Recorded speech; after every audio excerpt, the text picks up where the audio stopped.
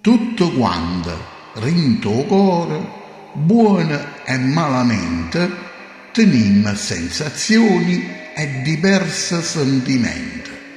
O più bella sicuramente è l'amore, e una dei più brutte certamente è il rancore, ma poi c'è sta pure ammiria e a gelosia, due sentimenti brutti, cattivi e sporche chiudo porche.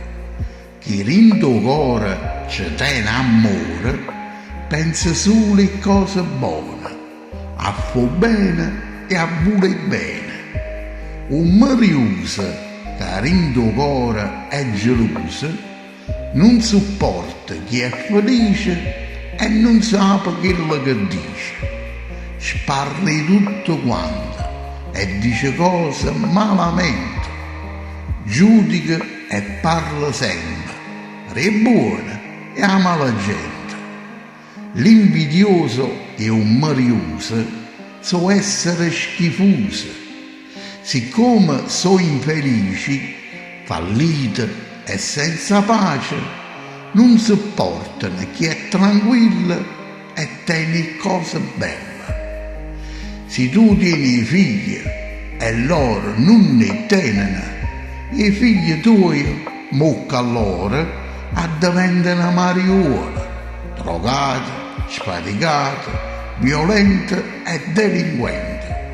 Se invece tieni una bella casa, sono capaci di sovventare e ricevere qualsiasi cosa, che non si mai stato onesto, che si camurrista, che fa imbrogli e cose brutte, perciò tiene tutto. Insomma, sti serpienti che non sanno riesti niente, si la brucio mazza a miri e fasci pazzi. Voglio dicere a sti fetienti, senza essere volgare, se vi brucia il deretano è stata sempre a rosicare, ma perché non faccia vita?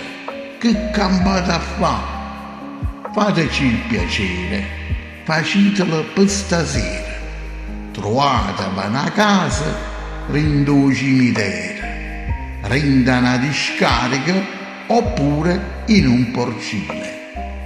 Voi siete una brutta razza e chiudendo con franchezza, a gente come voi la già chiamiamo monnezza.